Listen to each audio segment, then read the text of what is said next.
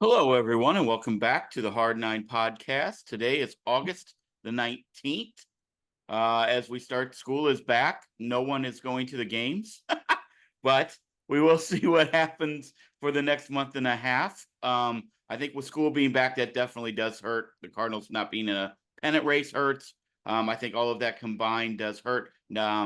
However, where we sit, 5 games back in the wild card. Last week, we made the mistake of bringing up the actual facts that we were only 4.5 out of the wild card, and we got berated. So, anything you would like to add to that about it? Not really, other than the fact that I started it by saying I'm not saying the Cardinals are going to do this, but like it's whatever. I don't even care to talk about those people because to be quite honest, they don't like if you come to the video just to like pick apart half of a sentence and get mad about it, and you don't have the ability to actually listen to the entire sentence and the context, then that's your decision. You can live your life that way if you'd like. Yeah, Um, it's pretty interesting. First, let me say by thank you to everyone who does listen and follow along with the podcast. We appreciate that. We appreciate all the comments.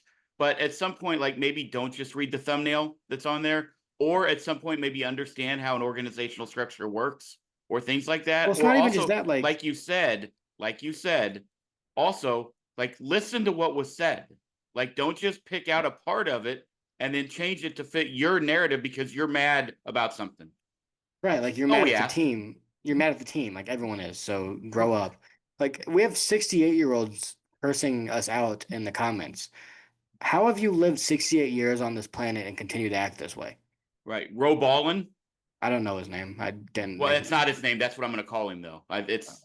I think Oh, his name's something else. I But mean, whatever. It is what it is. Like we put stuff on the internet. This is what's going to happen. It's not right. that big of a deal. But um, No, but like I said, I do appreciate everyone who follows along, who listens, who does like to interact and actually talk about things that are going on with the organization that we yeah. love, that we've been are born and raised to love. We do appreciate that. Please keep those coming. We will respond to you guys. We respond to the people who want to have actual interaction and who want to talk about. We don't need you to tell us we're great. That's not what we need. But we will gladly talk to you and we will gladly listen to constructive criticism about things. But just don't like make things up. That's all we're asking.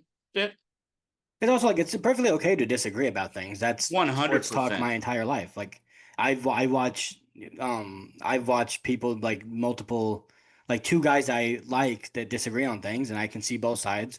And if you have differing opinions than we do, that's fine. I don't even care to like those people aren't going to listen to this and they're not going to even know we're talking about them or they're going to be mad we're talking about them. So it doesn't Right. really matter.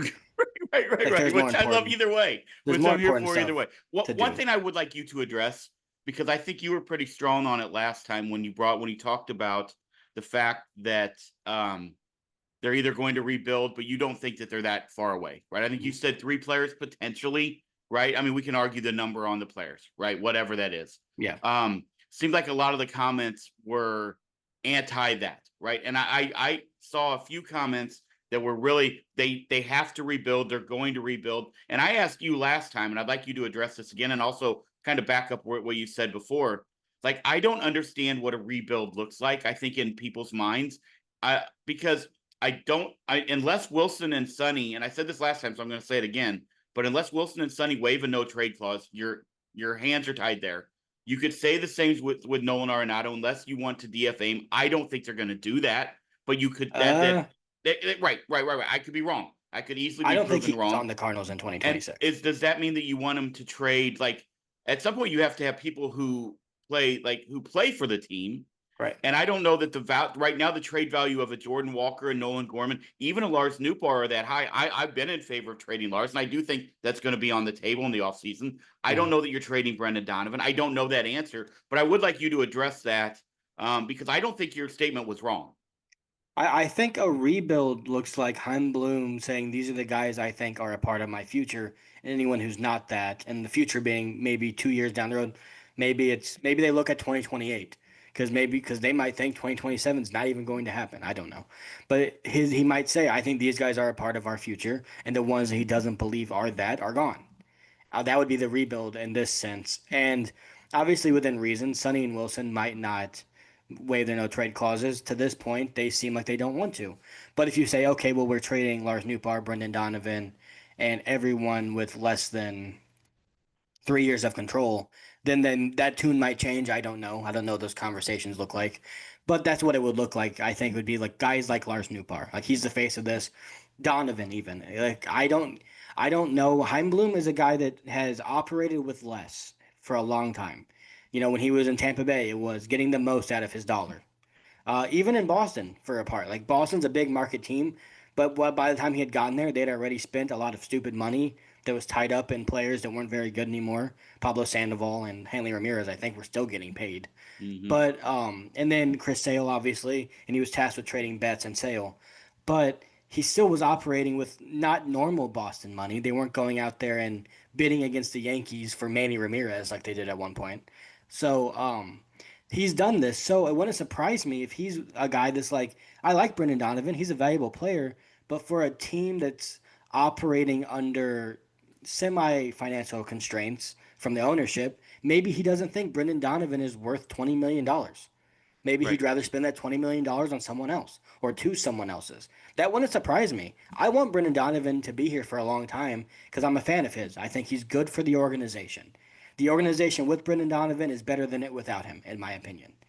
But if you're Heim Bloom and you're saying, I think we can get a 780 OPS from a league minimum bat, and I think we can use that $20 million that he's going to probably demand, 15 to 20, and give that to two pitchers. That wouldn't surprise me. Right, right. I mean, I was kind of pro trading Donovan at the trade deadline, and it didn't happen. I mean, we didn't see a lot of big bats moved at the trade deadline, to be fair. And I do think when you open it up in the offseason, you now open that up to 29 other teams.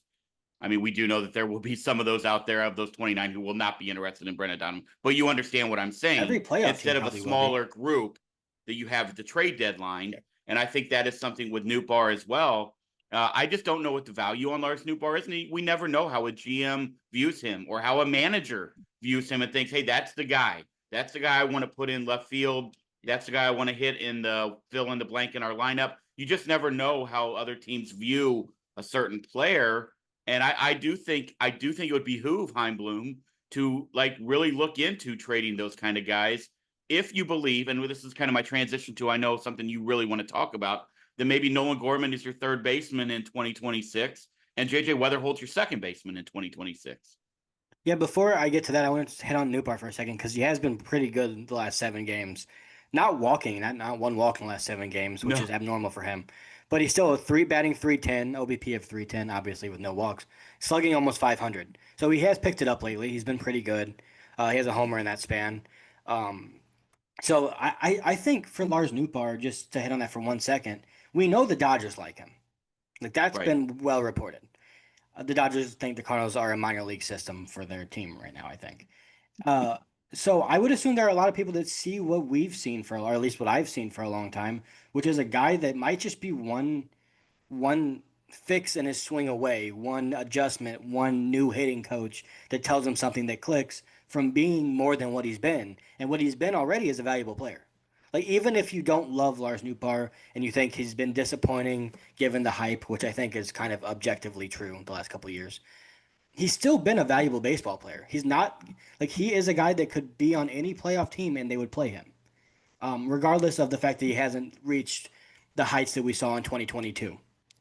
Anyway, Nolan Gorman is the No, guy that I kind of want to agreed. focus on because I Yeah, think absolutely. he's the story right now that's kind of going under the radar, and I don't know why. I think Nolan Gorman is that guy that everyone said we know who he is, and they ran with that. And to some extent, that's true. He's still striking out almost 30% of the time, but which, by the way, is the lowest of his career where he's at right now. Um, I think that he has made tangible changes that you'd want to see from a guy like Jordan Walker. You want to see something that you can grab onto to say that's the reason that he is performing better.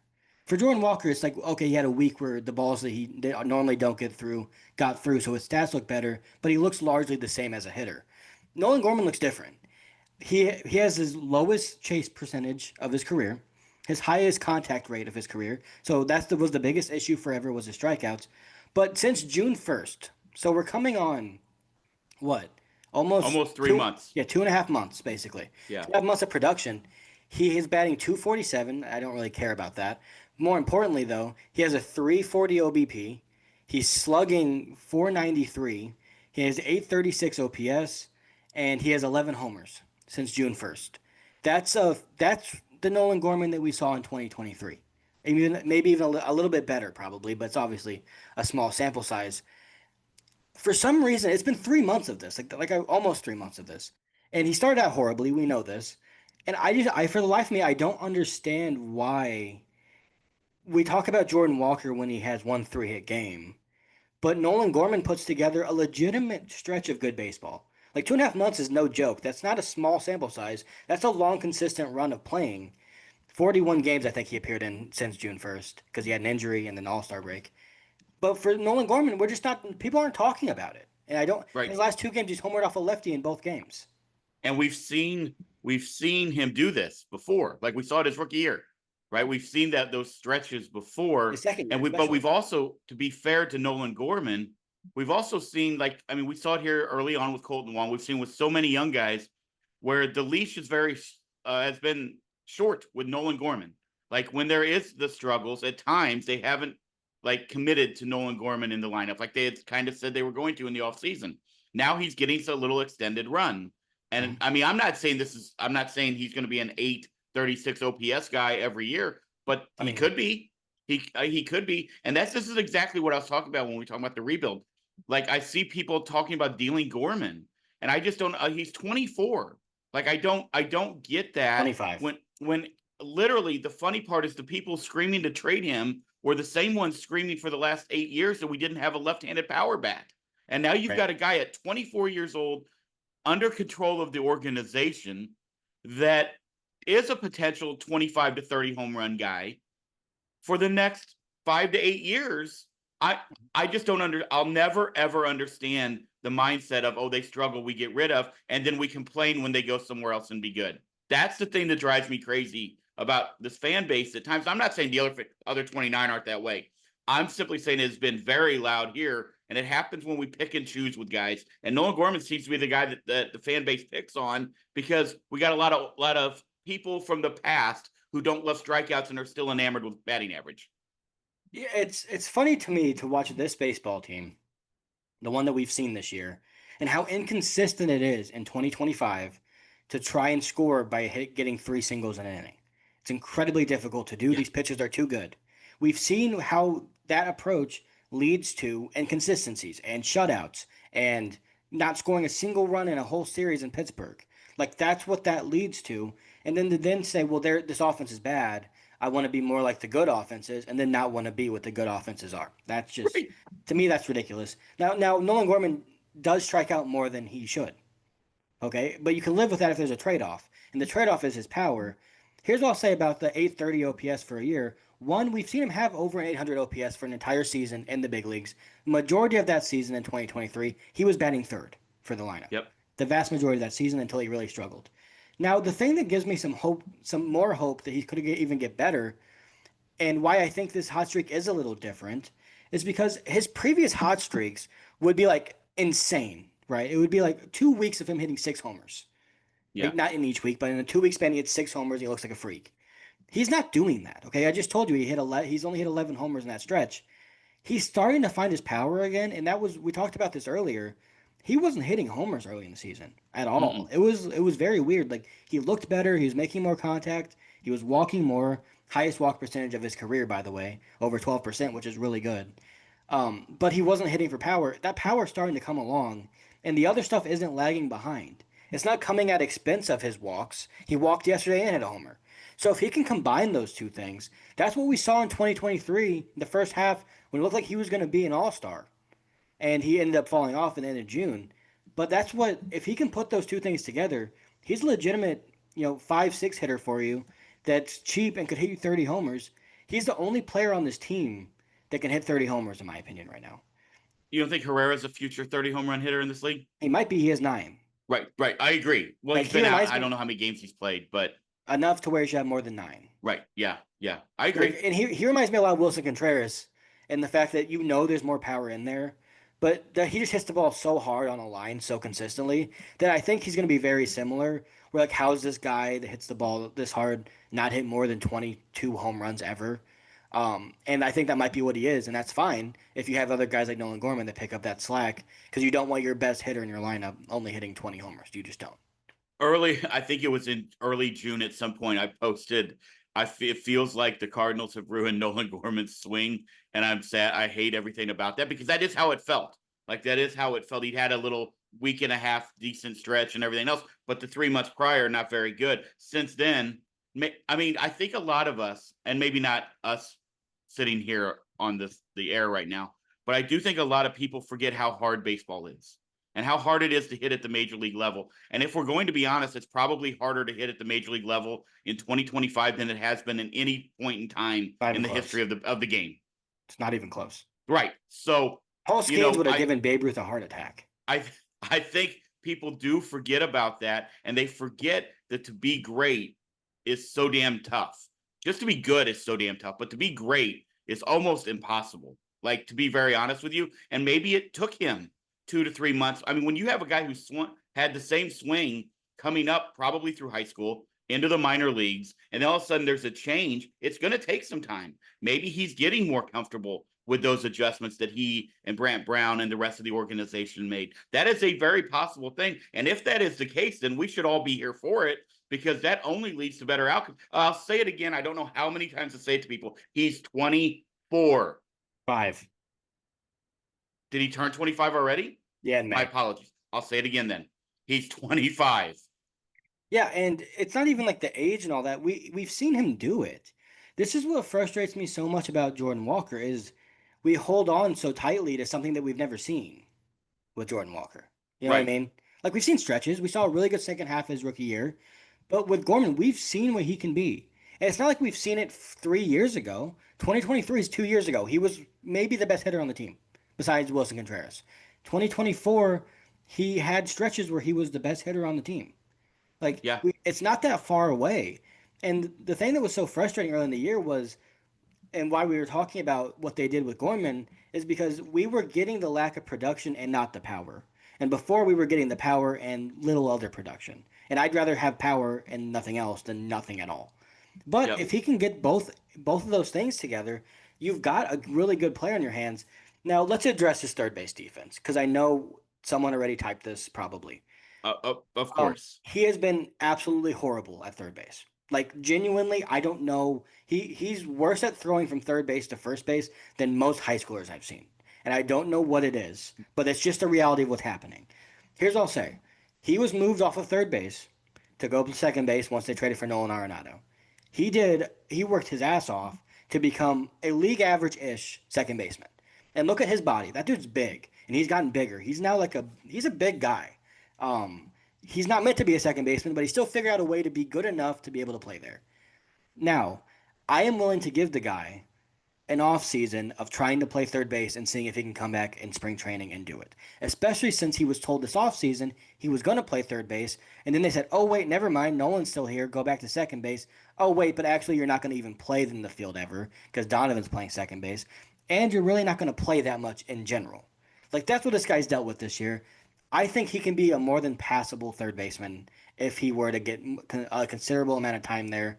I don't think he's ever going to be Brian Hayes, but give the guy some time. He's looked ugly right now. Guess what? The Cardinals aren't making the playoffs. It doesn't really matter if he makes an error. So let's let him work through it. Do you think best case scenario for him, he ends up a first baseman? I don't think there's any scenario on this in this organization he's a first baseman. Okay. I mean, I do. I think if they trade, if somehow Wilson decides to waive his no trade clause, I could Burleson. easily see him moving over to first base. You think they wouldn't just give that to Burleson and then tell Herrera to get a first baseman's mitt? I mean, maybe, but they seem to want to put Herrera in the outfield. I don't know. I don't know that answer. I also don't know what they think about what their plan is with Alec Burleson. That's another guy that we don't talk, I think, enough about. We did earlier in the year when he was like really having a really great year. He's kind of dropped a little bit as far as his production goes. But that's another guy. Like I don't know what to make. I'll be real honest. I don't know what to make of Alec Burleson. I He's a want really good him. hitter. He will do what? He's a really good hitter. He is a good hitter. We just talked about Nolan Gorman and how much we are glad that for a 2.5 month span he has an 830 OPS. Alec Burleson has a 796 OPS for the entire year. I agree with you. What I'm saying is, I guess I should have rephrased what I said. I don't know what to make about his future here in St. Louis because I don't know what they're going to do with him. I don't know if they want to just continue to do what they've done, where they platoon him in the outfield and DH, and do the same with Herrera. This is where we You get can't back to the platoon Hein Bloom, Herrera. He's too good. where we get back to the Hein Bloom discussion, and he's got a lot of decisions to make, and we've talked about that on here. There's a lot of guys that are in that bucket that you're going to have to make decisions on, and JJ Wetherholt's pounding down the door at AAA right now. We haven't talked about Burley much, and honestly, I haven't looked into his stats all that much. I knew he was playing well, but there's something that I kind of want to highlight here that I didn't realize was happening. Um, for Burley, the whole thing we've talked about for his entire career basically was that he just swings at everything. And, we talk about his exit velocity, and it doesn't matter if you hit a 104 mile per hour ground ball because you swung at a pitch at your shins. Okay. Don't swing at the pitch and then get something else you can elevate. This year, so last Vladdy year, Guerrero would argue. okay, he was 1 of 1, and he also elevated those pitches. He didn't hit them into the ground. He hit balls that bounced over the fence. Alec Burleson's not doing that. Anyway, Burley last year in 152 games, 595 plate appearances, walked 35 times. He was a contact-ish hitter that had a 314 OBP. That's not really sustainable. That's not where you want to be. This year, in 114 games, roughly 150, a little bit more than 150 less plate appearances, he has walked 35, 3 times compared to 35 last year. So he is on pace to have far and away his best walk year, not even really close.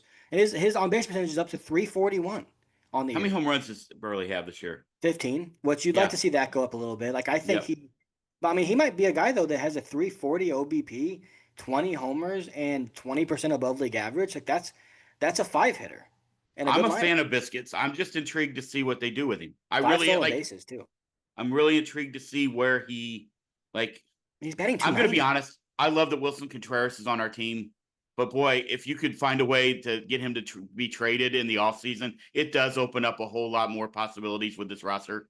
To be really honest with you, It the does. fact that he's And not catching, like it just does. I love him here. I don't want him off our team because I'm a fan of Wilson Contreras, but that does open up and unlock a lot of possibilities with your team. yeah, it does. And he's got his numbers back up to right around his career norms, which I'm not Correct. surprised. It's just what he does. Let He's me ask you about 20% a above league guy that I average. don't think we've talked enough about. Maybe there's no reason to talk about him enough, and that's Pozo. Like, also super cool stuff going on with the Players Weekend with him and Mercy Hospital and everything else. Like, do you think that there's a world where he's on this roster next year? Do you think he's on this team, or do you think he's potentially somewhere else? And if that happens, then that means probably Jimmy Crooks or somebody else is up here. Or do you believe there's a world where we go into 2026 with Pajes and Pozo again on this roster? I think a lot of people would argue Pozo deserves more playing time than Pajes. Yeah, and he's really struggled over the last, I think, like month. Like he's kind of come back down to earth, which we all expected to happen at some point. I think I mean, and I don't, from what Kyle Reese has said, who's the guy that I trust when it comes to prospect evaluations, is that he doesn't believe that Crooks is ready yet for the major leagues. Okay. If that's the case, why not? Like you're not Yeah. paying him anything. There's no reason not to have him Correct. around. And he's provided sparks multiple times. He comes up with big hits. It seems like his teammates like him. There's really no reason not to have him around. Right. Instead of letting him walk in and go out of the organization and bring in somebody else doesn't, unless you're going to bring in a guy who can start 5 games a week. I wouldn't But even I do don't think that. that this organization is going to do that. I wouldn't even do that because I think Leonardo Bernal is their catcher of the future, and he's not that far away. Which Like is if it, why I said I don't think the organization will do this. yeah, and they shouldn't. And if Hein Correct. Bloom wants to be, frugal, I guess to use that word nicely, or Bill DeWitt wants to be frugal, and Hein Bloom has to take his lead, then there's no reason to go out there and spend any kind of money on a catcher when you have two that are just fine right now. Like Pedro is not a great hitter, but he's just fine as a backup. Once you get those two guys that you think could be starters to get up here. Victor Scott gets banged up, obviously, and up comes Nathan Church. So let the Nathan Church era begin here in St. Louis. Any expectations on Nathan Church moving forward after this season? I'm going to be 100% honest. I don't follow the career of Nathan Church very closely, so Yeah. that's on me. But I'll just be honest. I mean, I want to give him his due before I say what I want to say about him. Okay. It's First like the off, teacher speak. he's an 11th round pick. Okay, so just being an 11th round pick and making it to the major leagues is a great story. Good for him. This year he's had a great year. You want to talk about a guy forcing the organization's hand? He's batted 329 with a 386 OBP and a 910 OPS in the minor leagues this year. That's really good, like really good, and 13 homers. Now there's batted ball data out there. I know people are going to cringe when I say that. That says that that's not necessarily real, and Memphis is a place that's pretty easy to hit in. Not easy, but like people hit well there historically speaking, except for Jordan Walker. Um, but Nathan Church, congratulations to him. He's earned this opportunity without a shadow of a doubt. He deserves to be up here right now. I'm glad that he's got that chance.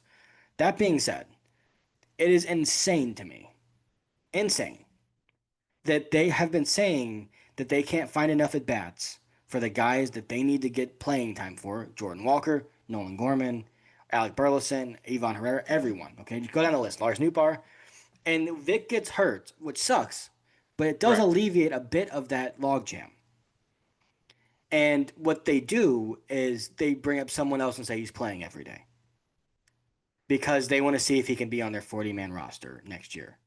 Do you think that is simply because of the position that Victor Scott plays center field and they don't feel like they have somebody else that they can put out there, even though Lars Nootbaar is still on this roster?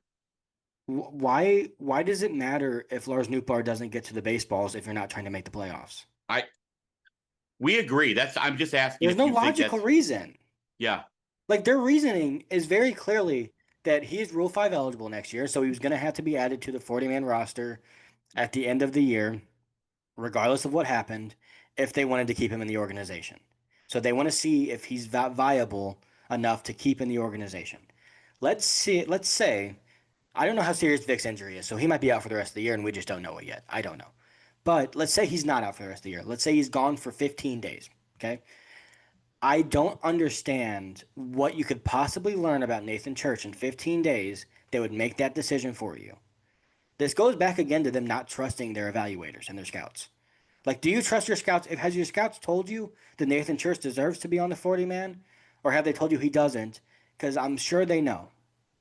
This also goes back to, if we want to get into a little conspiracy theories here, this also goes back to what I said or asked you and addressed last week. If they're paying way too close attention to what the Milwaukee Brewers are doing, and they think that Nathan Church is your next Isaac Collins because he was a Rule 5 minor league guy who now is like probably in the running for Rookie of the Year, and they think, oh wait, we got one too. We got one too. Well, you know what's funny about that? Kareem tweeted the other day that Nathan Church reminds him of every Milwaukee Brewers player. That So I was okay. I don't obviously not on Twitter. I was literally going to say this. He sounds exactly like a guy that would be in the Milwaukee Brewers lineup, and I mean that's Isaac Collins, like what you just described. and I'm not saying that Nathan Church doesn't deserve to be on the roster. Fine, have him up here. I let him play 3 times a week. Okay, perfectly fine with that. But to say he's playing every single day while you're sitting Jordan Walker yesterday, I just can't understand why that's I a thing thought that's happening. also I thought we couldn't find spot on the 40-man roster. I'm confused. Well, I think the difference is JJ obviously not Rule 5 eligible next year. Right? But and there I might get be it. some legit 40-man roster crunch, but it's also like and I don't want to be mean to the guys that are going to be kicked off or should be kicked off of the 40-man. But like you can't tell me that if Michael Ciani and Jose Fermin are DFA'd tomorrow, that it does anything substantial to your organization moving forward. It it does not. And They're again, no fine shot at depth. those guys. They're fine You depth. you met him at the airport. Great dude, Michael Nice Ciani. guy. Shorter than I thought. He's not as tall as it says online. Most aren't. No, Most are but not. regardless, like those two, like, and there's much more of that. It's just there's not that big of a crunch. I'm okay with Nathan Church being up. I don't think that the runway season, the runway second half that they're going with right now needs to be dedicated to him, prioritizing him over other guys. It doesn't make any sense. It does. It does make you laugh when you deal with like the way this team handles any sort of chaos. Like, what Anything. happens if Nathan Church is like bad? So you've What if learned that he he's not a Major League Baseball player now? Because I don't think that's fair to him. I think worse. What if he's really good? Right? Is he taking Victor Scott's spot? Like, what's Like the I think upside that's here? and also by the way, let me say this. I want him to be good. I hope Before he someone is. comes on here and says Roballen says you guys hate everyone on the Cardinals. Before that happens, we do not. I hope he's incredible and has a 10-year major league career or longer. My thing about the organization is worst case scenario, he's really good for the next 40 games, Yeah, and he 30 hasn't been games. so far, but obviously only 2 games. Um, That's all I'm saying. Here's all I'll say, and this is one, actually, two things. I want to give the Cardinals credit, okay? Because they gave a guy that legitimately deserves an opportunity, that opportunity over bringing back Michael Ciani for no reason. So good on that. But bringing back up Michael Ciani, we saw this organization fall for a 6 week stretch of Michael Ciani hitting opposite field singles, some of which they would just like hit the lip of the dirt and bounce over the shortstop's head and say, "This is real," and think that he was going to be a legitimate center fielder for them. If you'll remember, coming into spring training, we didn't even know if Victor Scott was going to make the team. We thought Michael Ciani was going to start in center field for this baseball team, and they were trying to win. So I don't know what they're going to do. Even though they told us they were really not trying to win, they were trying to not rebuild. What was it again? I don't even care. Reboot? Nah, I don't know if that's Reset the right word. is what it was. Reset. But There which it they is. didn't There even it do is. because everything's There the it same is. as it was. As it's ever. Where's your weekly JJ Wetherholt watch right now? What anything you want to talk about him? Because he just seems to be eating AAA alive. The skeptics will say it's AAA.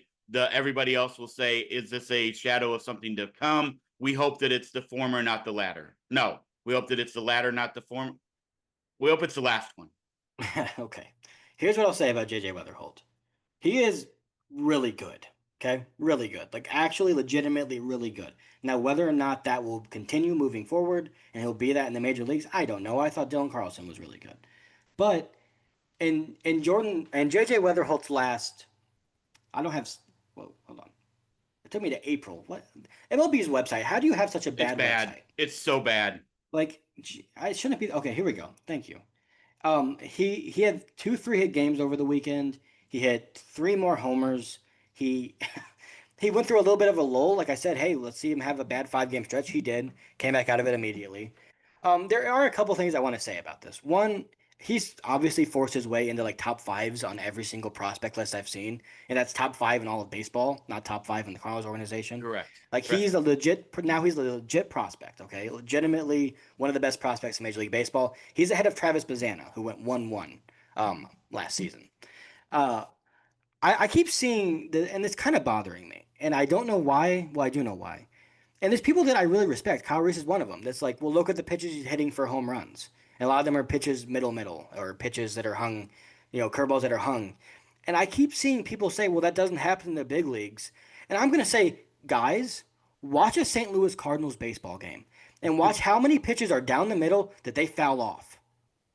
Because it is a lot. Or how many they hit. Jordan Walker gets down the middle, or Lars Nootbaar gets down the middle. Did they hit 105 straight to the second baseman? Okay? The mistake pitches are meant to be hit for home runs. He's doing that. Why are we saying anything bad about it? Like, Yeah. I would venture to guess, and I haven't done this research, but I would say if you were to look at the heat maps in a strike zone on home runs hit by major league hitters, and you were to look at where it was red, I would bet it was in the middle of the strike zone. I would assume. I don't understand this. Like, well, look at the pitches he's hitting for home runs. Okay, so he's getting bad mistakes and he's not missing them. Yeah, that's what good hitters do. That's what every single. I watch Albert Pujols highlights. Most of the balls he hits out aren't up and in painted. Correct. Like, what are we talking about? If you I don't execute know that your we need to be pitches, comparing JJ Wetherholt to Albert Pujols yet. no, my point is, Albert Pujols is one of the greatest hitters of all time, and I the know. majority of his home runs were on mistakes. Yeah, we agree. Like Aaron Judge is amazing, but pitchers talk about if you locate your pitches to Aaron Judge, you can get him out. Aaron But Boone said the same thing. it takes one mistake, and he doesn't miss it. That's it. Aaron Boone, his manager, said the exact same thing. It's very difficult to locate every pitch in every at bat. In fact, Yes. no one does it. Yes. Even Greg Maddux made mistakes, and those pitchers got hit a long way Yeah, not a by lot good of them. hitters. Like But I really want people to watch tonight Yeah. or whenever this is released. I don't know. I have stuff to do tomorrow. Whenever you watch the next Cardinals game, watch how many pitches are either taken down the middle by the Cardinals, or are fouled off, or are swung through, or are ground balls, or are pop outs, and tell me that you don't want a guy that hits those pitches over the fence. yeah, we agree. We agree. Do you think he's better suited to play second or third here next year? I don't. From what he has said, so I'll just go based off him because just might as well take it from the horse's mouth. He said in high school he played second base. That's his favorite position and his best position. Now, if that where you want him, I don't know. I do remember a couple years ago the talk was Brendan Donovan was way better at third base than at second Yeah. base. So if you want to just switch those two, then do that. I don't really care. I do think it's kind of it would be nice to have a guy that's kind of manning third base after Nolan leaves. But I think either one can do that. So I really don't care. It all comes down to me, performance and prefer what they prefer because it doesn't I matter. think that also depends on if Brent. So let's just say, right? Let's say Brendan Donovan and Nolan Arenado are not here. Both? Like, yeah, I mean, I think there's a world where that could happen. I mean, earlier when I said I don't think he gets DFA'd, you gave me a little look like maybe you I did think think he Nolan's might. gone. I don't think he'll be here Yeah, next I year. agree. We agree. I don't know if it's DFA. That's all I'm saying. No, it'd We be agree that I don't released, think but he's yes, here. I also think there's a world where Brendan Donovan gets traded in the offseason, it's and possible. that opens Anyways. up second and third because then that does open up a spot for Nolan Gorman, Yeah. which I just wonder what they do. In my opinion, Nolan Gorman plays third and JJ Wetherholt plays second. That to me makes the most sense. Yep. Instead of putting two at, I don't know. I could be wrong. People will disagree with that. That's fine. Nolan Gorman, the way he worked his butt off to play second base, he was an average third baseman coming up through the minors. We know that. I think if you move him over there and works at it the entire season, and the organization doesn't dick him around a little bit more and says, "Hey, you're our third baseman next year," I think Nolan Gorman turns himself into at worst a league average third baseman. That's what. Or maybe he's even 5% below league average. Whatever. Right. That's fine. Right in Like that we area. Right. like is But it I going to think be stark to see like it already is. Watching Nolan Arenado has maybe the best footwork of any third baseman to ever walk this planet. Like he's up correct. there. It's incredible. Like the way that he can get his hop, the hop he needs, and put himself in a position to make a good throw every single time is we don't appreciate things like that enough. It takes a lot of work and a lot of preparation and a lot of ground balls, and he is the best I have ever seen at it. Okay, I didn't get to watch Brooks Robinson. If you were lucky enough to be able to do that, maybe he's your guy. Okay, I don't know, but for what I have seen, no one's better at that. So it's already a big difference. So it was like when we went from Albert to Brandon Moss and Jose Martinez, and it was like, what the hell is going on here? Matt They can't even Carpenter. pick a ball. Yeah, Matt Carpenter was okay, but those guys were just awful. Um, and then then we got Paul Goldschmidt, and how Wilson's doing a good job over there. So if you were to go to like a really bad defensive first baseman, you would notice it. So it is noticeable, and I get why it sucks to watch Nolan Gorman throw the ball up the line every time he gets a ground ball. It seems like, but I do think he can be fine enough to be able to be there. I just don't know if that's. I think Brendan Donovan probably will be a Cardinal next year, though. Okay. Because I certainly like the idea of winning Weatherhold up the middle. I won't lie. I think you're building a pretty strong defensive grouping there. If you have whatever young guy ends up being the catcher of the future, whether that's Bernal or Crooks, and then you've got Victor Scott in center field, one of the best defensive center fielders in baseball, the best defensive player in baseball at shortstop, and then JJ Wetherhold. Like that's a Agreed. good building up the middle is always a good way to do it, and that would be a strong place to start. Yep. I agree 100%. 100%. Anything else with the Cardinals that you're interested? Well, Libby, anything that you wanted to hit on with him? Obviously, the second half, not as great. Well, I mean, I don't think anybody's surprised, Yeah. but I mean, what do we make? Like, here's where my concern comes in because I think you've got with Palante, with McGreevy, and with Libby, in my opinion, all three of those guys are number fives, right? I mean, if you want to make an argument that maybe Libby's your number four, okay, but I don't know how often we can just go with these guys. I I don't know. I don't know what. And again, next year we don't know what Quinn Matthews looks like. We don't know what Yeah. the future of Tink Hence looks like. We don't And know what the Doyle. moves are there to be made in the offseason. There's all these unknowns. We know that. But I don't know that you can stare down your future and think it revolves around Libby, McGreevy, and Palante. No, no, it shouldn't. But for Libby, it's just his velo's down again. Like he isn't. Look at my hair. This will not go behind my ear.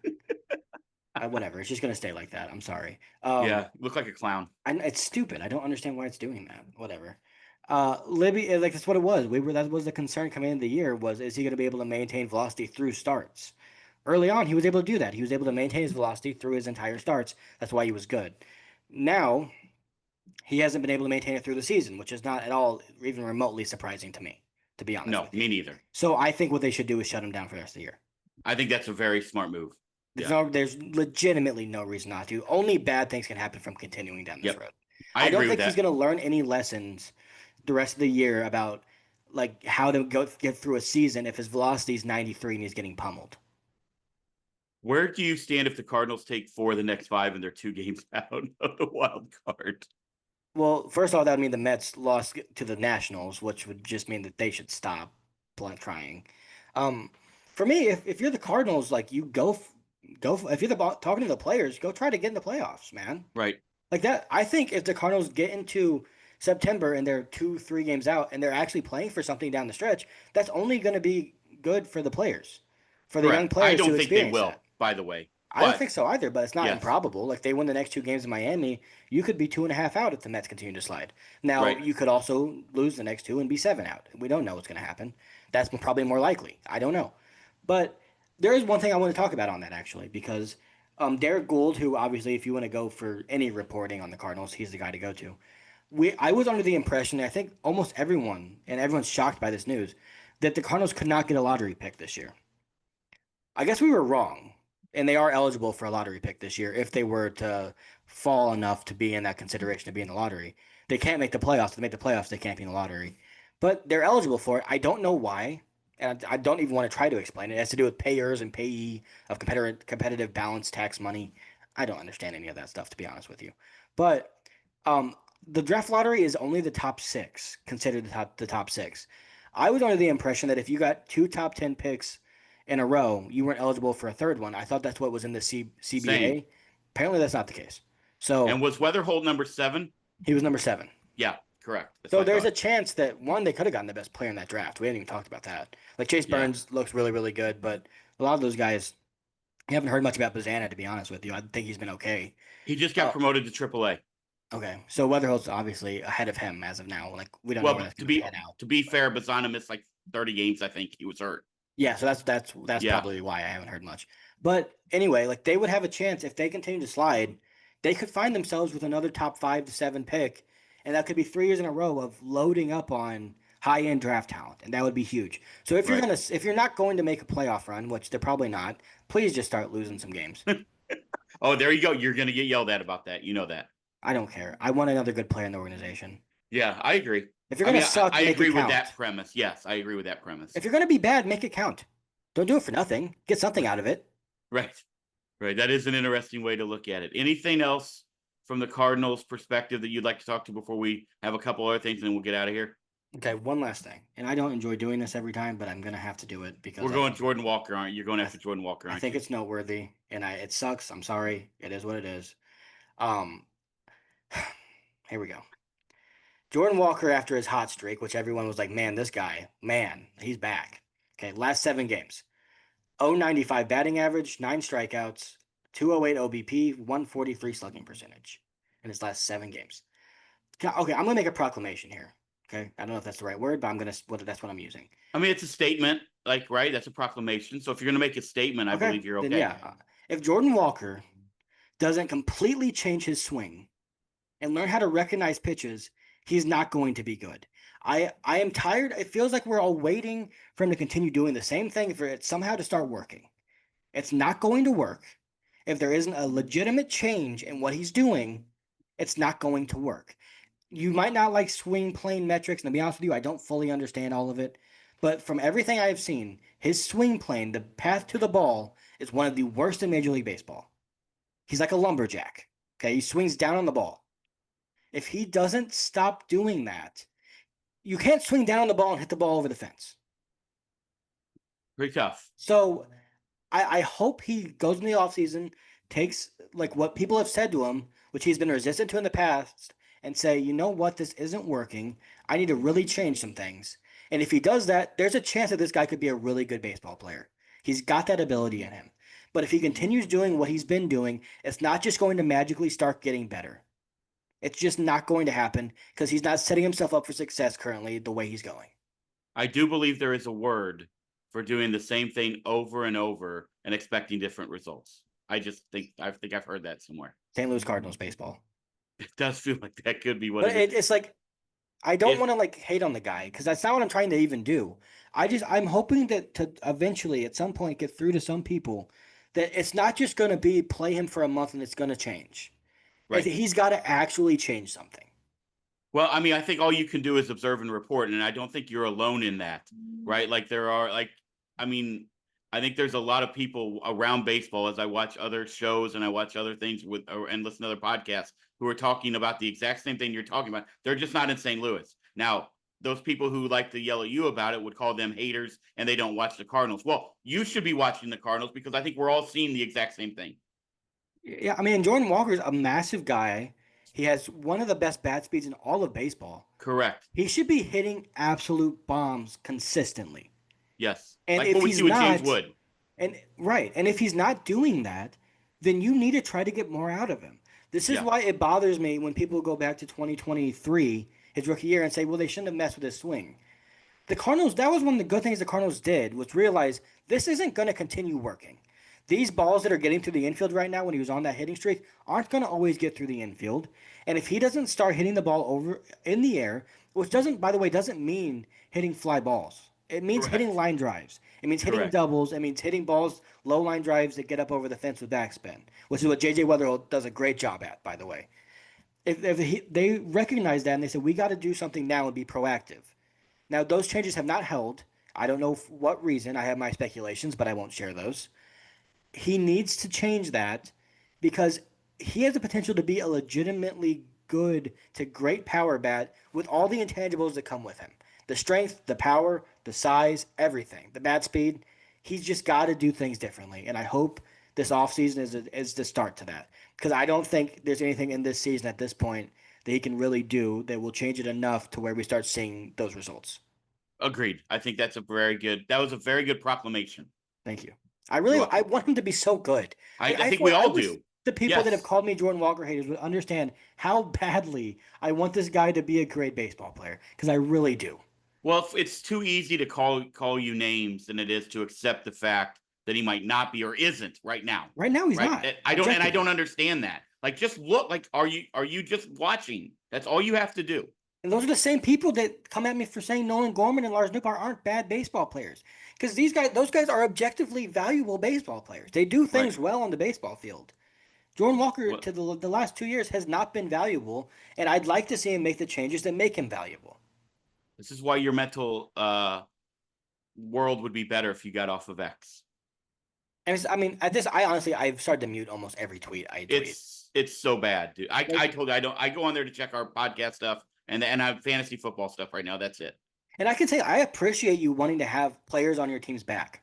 I'm always been all for that. I wish more people were like that, and we didn't absolutely shit on every single player on this team. But there have been people that have commented under my Jordan Walker tweets, which, by the way, none of them are coming after his character. None of them are coming after him as a No. human being or anything other than saying, this is what he's done, and it's not good.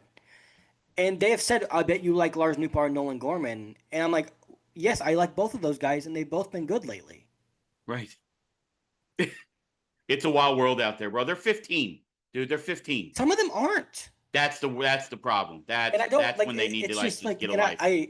I don't want to keep bringing this up, but I think Walker is so important He to the is future to of the the Cardinals franchise. because like if he's not good, and this is just who he is, because I keep seeing people say we don't know what Jordan Walker is.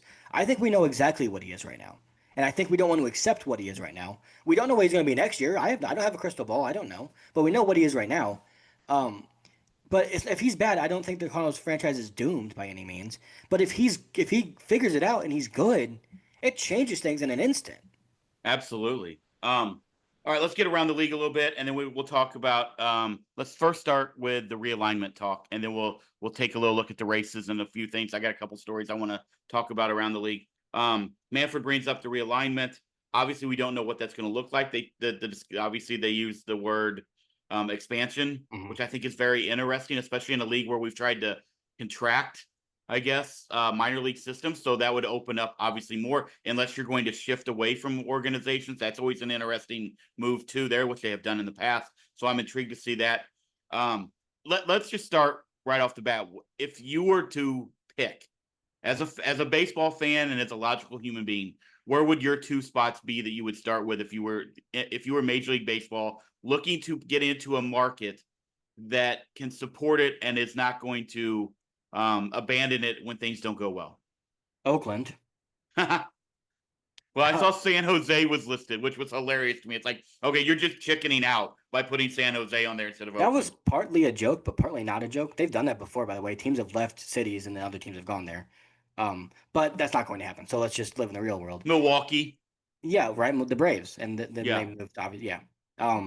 But I guess the ones that I would look at would be Salt Lake City was one that I'd look at. Portland. I think you need another team in the West that doesn't leave Seattle and Colorado both on an island, kind of. Like another one to kind of bridge that gap. And then I don't have any desire to put another team in the Midwest. I'm just going to be honest. I don't think there needs to No. be one in Nashville. I really don't think there needs to be one in Charlotte. Like I'm open to the idea. I don't think they need it. I wouldn't be opposed to putting a team in Salt Lake City and a team in Portland and doing both of those things. I What's wouldn't be hilarious against to me is that. I know people who lived or still reside in Charlotte and are baseball fans, and their exact words were, "We do well with minor league baseball, but we don't even sell out the Panthers and the Hornets games. Like we don't need a major. We do not need a third franchise. They do have the hockey team, right? The no, Oh, the that's yeah, Hurricanes. that's Carolina, the Canes, right? So Yeah. they're in Charlotte. Well, no, they're in Raleigh. Raleigh. Okay, Raleigh. Sorry, same state. But I do know that's what I have been told by people in Charlotte. To me, Nashville, you're in the center of minor league baseball. Also, I don't love the idea of Major League Baseball. I'll throw a third one that's interesting to me. I love the Oakland idea. By the way, that would be fantastic to go right at the owner and just put a brand new, beautiful stadium in the Bay for a brand new expansion team. That's legitimately Would what I be would do. awesome. I wasn't even like Agreed. trying to make a joke. I would do that. Top five market in the country. By the I way. think it's like 5 or 6 depending on the year. But It's yeah, in that area, right? That is true. You can whatever, and I'm combining it with San Francisco and San Jose and all of those. Like it I also get brings that. back one of the best historic rivalries in the sport, which I'm baseball. intrigued by Vancouver a little bit too. Portland I is don't my know like about I would Kansas. love Portland. I want Portland because I want them to be out there with Colorado and Seattle. That's what I want. Yeah, Right? I would love that. I've been to a lot of minor league games in Portland. They support baseball. If you haven't watched some of the old documentaries on the old minor league baseball teams that were there, they come out. they have a And team there now too, the Sea Dogs. correct. Well, no, that's Portland, Maine. Oh, never mind. But they do. Well, I don't know if they still. I assume that they still have. I went to see the Beavers when they were the Twins minor league. Saw Kirby Puckett play there when I was a little kid. I really didn't So, know they were in Maine. I thought they were in Portland this whole time. Rome went. By the way, been to the Sea Dogs Stadium. It's beautiful. Charles Johnson was there when I saw the Portland Sea Dogs play. They're So double A for the Red Sox, correct?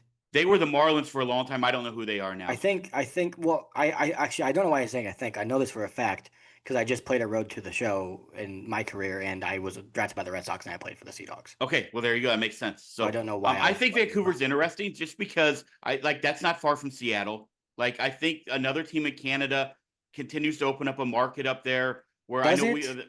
I mean maybe. I mean Here's my problem with that, and I I don't don't know the disagree with you. answer. One, I would go back to Montreal if that's what I'm doing. But if I'm going to I Canada, I'm going back to Montreal probably. But I kind of like Toronto having a whole country behind them. I enjoy that. I think it makes the Blue Jays more interesting. I get it. I miss Montreal. I miss the Expos. That was I don't know if they're wanting to put another team in the Eastern time zone, but that would be Charlotte and Nashville. So I mean Right. that is a possibility. I love the idea of Portland and Salt Lake City. I love two more teams in the West. I think that is great. Now let's get to the expansion. In your mind, do you think we're looking at four divisions of eight, eight divisions of four, two divisions of 16? What like the old days? What do you see? Like Oh, foresee if something like that were to happen?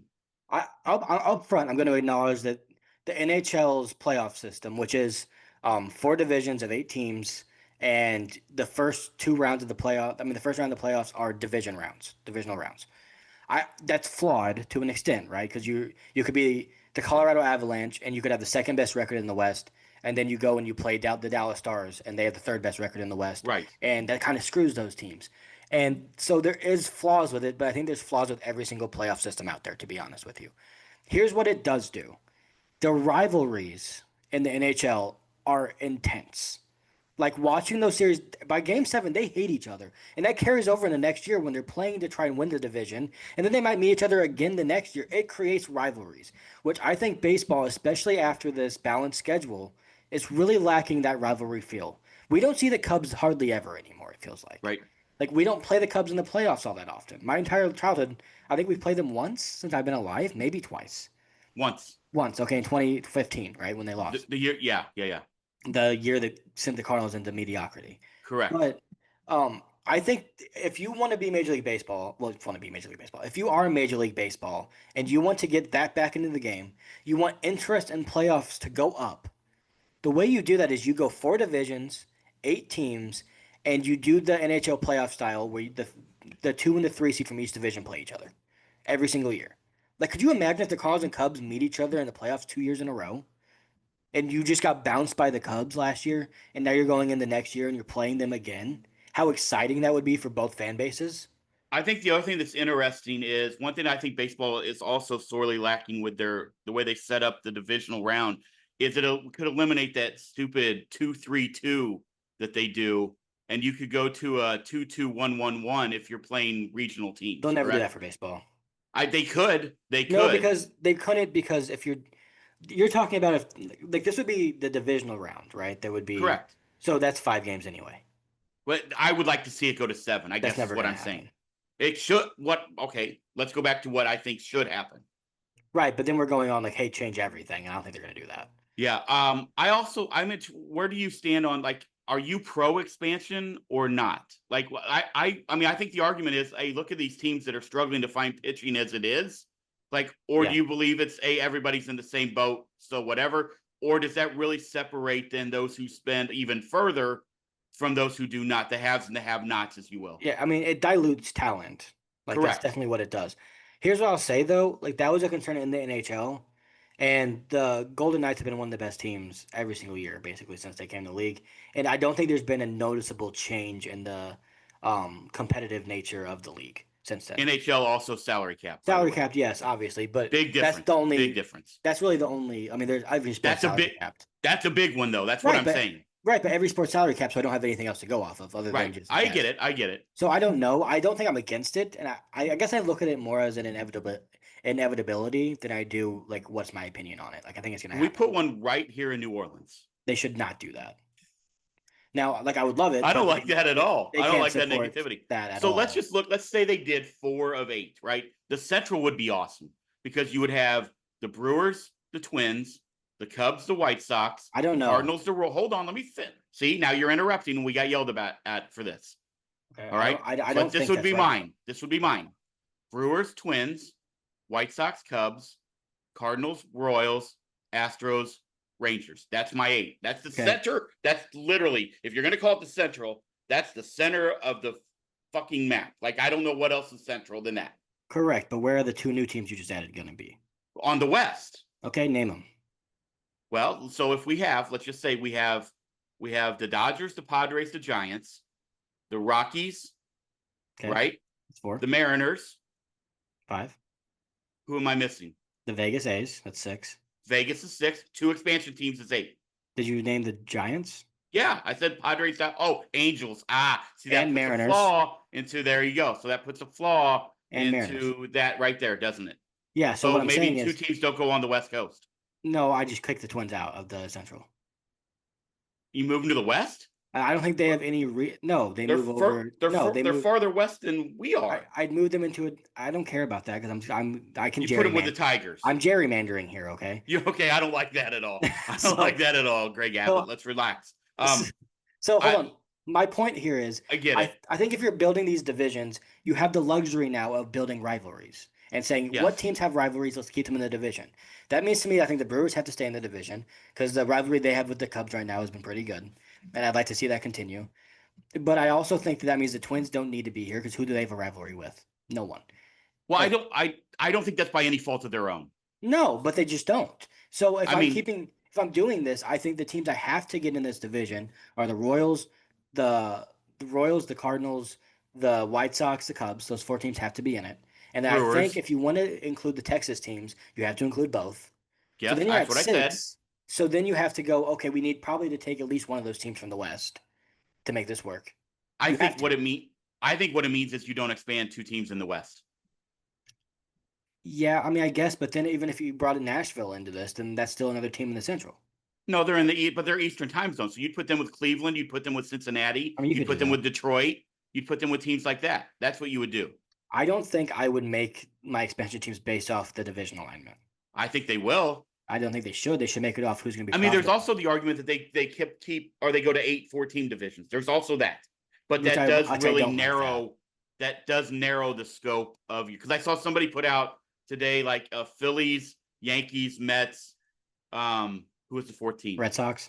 No, Red Sox. Yeah. that was the 4 in the East. I was like, that's first of all, that's a fun division. If that's, I mean, we've seen Major League Baseball not be scared to break up their divisions in the past. It's been a while, but you know, I Houston mean, was the last we've seen one. them break up like what league they play in with the Astros and the Brewers. So this isn't new. Yeah, but I just think if you go down to a 4-team division, I don't know what Also, happens to be if. fair, let's be honest, I also forgot Arizona. So now that would put 10 teams in the Right, that's West. what I was saying. There's two. That's what I was like. So so I really just botched all of that. So ignore like that is true.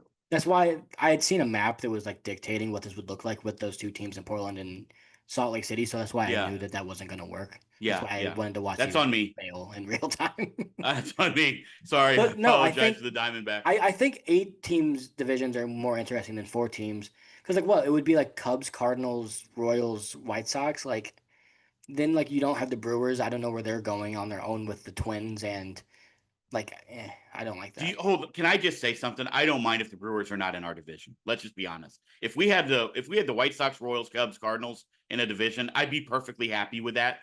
Now you know who would not be happy with that?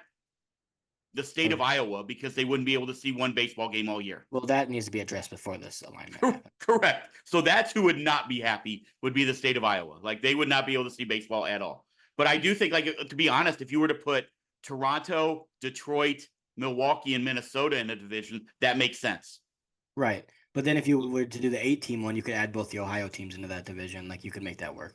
Yeah, yeah. I think there's a lot of options out there. But if you did 4, then you could really break that West Coast into like almost 3. Like you could add the Texas teams to go with, let's say, Arizona and Vegas, That's a lot and of that makes a travel lot though. more Like sense. that's a lot of travel for them. Like No, that'd it's be not. unfair. Because the thing that I've run into when I was looking at the map, the East is going to be at a massive advantage no matter what. Because the 8 teams you would add into there are all going to be within Right. what a 2-hour plane ride maximum. And if you do that, what you just said, the Rangers are flying out for a division game to Arizona. Okay, they're flying out to Seattle now, Caleb, and Anaheim. I know, but I'm saying if you're looking to realign, I think you need to try and make that not an issue anymore. Arizona from Dallas, not that bad of a flight. Neither is I, Vegas. I mean, it's a lot more taxing because you're changing 2 time zones if you go out to Los Angeles. You're Like, not going to Los Angeles. fine, That's you're what you're changing doing what? now. Isn't Phoenix in the Western time zone though? I thought they were in the mountain. Either way, you're changing time zones and you're flying all the way over I there. And when you're the Mets, your farthest divisional rivals probably what? The understand that. Phillies I understand that. But and the let's not act Orioles. like they don't travel incredibly posh. And let's also not act like they're not already flying from Texas to Seattle multiple times a year. I So understand. I understand, but I'm saying that would be a massive advantage for the Eastern teams. it It could already is, be. but it'd be I mean, even it bigger could now be. because they're not flying I down to mean, they're Florida anymore. right. Correct. Which never, by the way, never made sense. I think I'm for the realignment. Let's be honest. I'll be honest about that. I'm a little skeptical on expansion. I'm not against it. I'm not for. I'm not gonna.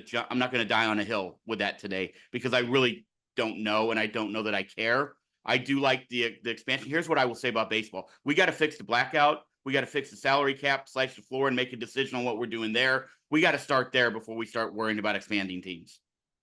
They're not going to do that. He mentioned this purposefully. It's going to come in the next few years. Like where there's Yeah, going to and be a I'm plan in okay. place. I'm not saying I'm against it by any means, but they have to do it right and it has to be well thought out, which has not always been the go-to for Major League Baseball. Let me say a couple more things.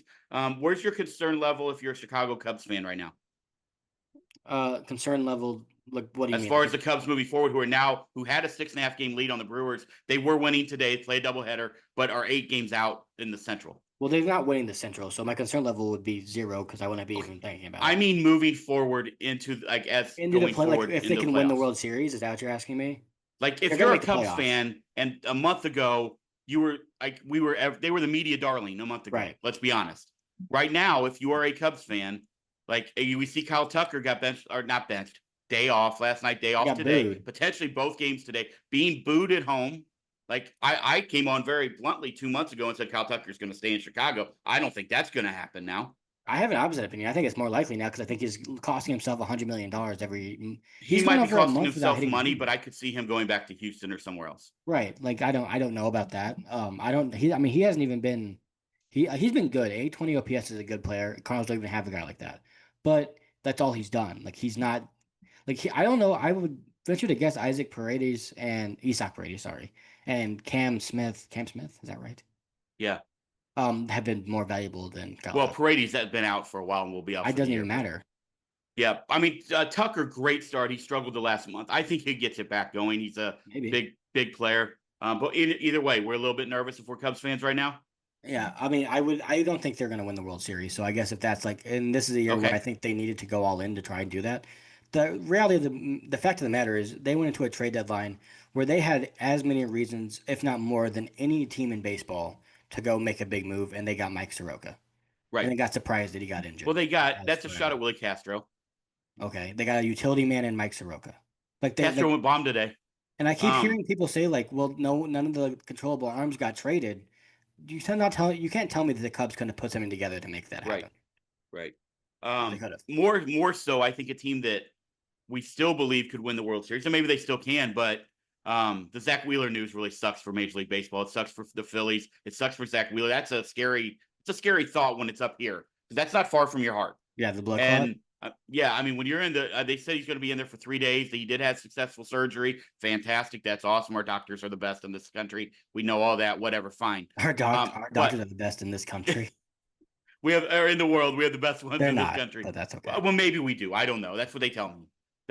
Listen, you're talking to a guy who's getting ready to have cataract surgery. As far as I'm concerned, we have the greatest ophthalmologist that the world can ever offer, and I'm about to go see one. So that's what we need to know. I mean, Okay. statistics would disagree about your doctor. Stop. Well, I need you to stop talking about that right now. But that I mean that they still have good pitching, but Aaron Nola has not been Aaron Nola this year. Like he has not been very good. Jesus Luzardo started off great, and he has not been very good. He'll come out and he'll have a good game here and there, but he hasn't been very good. Obviously, Suarez and Sanchez, when you have those two still there, but when you don't have Zach Wheeler, that just He'll be changes the back. entire dynamics of that team. I think he'll be back. And as long as he's back for the playoffs, they're fine. You I think. do. Yeah, I'm 90 making a days is prediction. what I heard. Okay. Well. Oh, geez. Okay, never mind. I can. It's August 20th, which is That's middle. That's the end of this November, bro. okay. Never mind. He won't be back. Now that was obviously. I'm not saying that's what they said it will be, but that was like a I mean, prognostication yeah. from a couple doctors I read. Yeah, blood clots can end careers. Like I hope that doesn't Correct. happen. That's happened to Lives. Chris Bosh. Yeah, we're obviously if we go to the extreme, but I'm saying controlled blood clots, even that are like Chris Bosh ended his career completely. Correct. So yeah, it's scary. I don't. I mean, obviously, not having the best playoff pitcher in the world changes your playoff Yeah. outlook because that's what he's been. But I still think they can win the World Series. Outside of the West, where the Padres are two back now, even though I still believe that the Dodgers are still the best roster in baseball, I think everybody probably would agree that with that as they're getting healthy. No, I And don't. then you've got the Mariners Astros, which is really interesting, which I absolutely love as a Mariners fan. I love that. Um, but You're not a but Mariners anything fan. else that you're really watching as the playoff chase? Are you intrigued? Does Cleveland like does that do you think they have any I love that team, by the way. I'm gonna be honest. Okay. They're fine. I don't. I'm trying not to be mean because I know D's listening. Um, I Don't be don't mean love then. the team as much as I did when Josh Naylor was on it, and they seemed more I get it. like I Also think how class A. Manzardo's been really good. Classe's obviously that one hurts. To no fault of their own. They're 3 games back. I mean, you're talking about the Mariners. They're 3 games back of the Mariners. Like, which one of these teams is going to fall out of here? Oh, you want? Oh, wow! I don't think I've ever seen this before. All 3 wild card teams are tied are I tied for winning know. position. Yeah. Yeah. So, if there's a team that Cleveland's going to overtake, I think it's the Yankees. See, I think it would be Boston. I think Boston's pretty good. I do.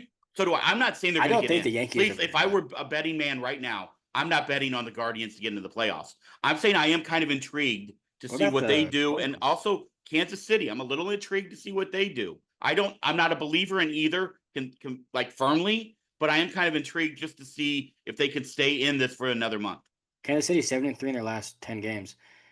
Texas, man, that we thought they were going to go on some sort of a run. Maybe they were 2-8 in their last 10. Like they're out of Same it. thing happened last year, right? Or The 2 years Why are ago, the Angels are going to once again last not year. lose 100 games, and I don't understand how this keeps happening. Yep. Yeah, I don't know. It's kind of boring, isn't it?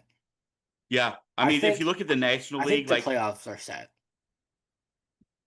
what you do you have any hope with Hunter Green being back that the Reds can make a push for the Mets or I mean I think or the They're a Cubs game I mean the back. Cubs or the Padres? Uh, no on the Cubs and the Padres. For the, I mean, the Okay. Mets. If the Met, I think the Mets.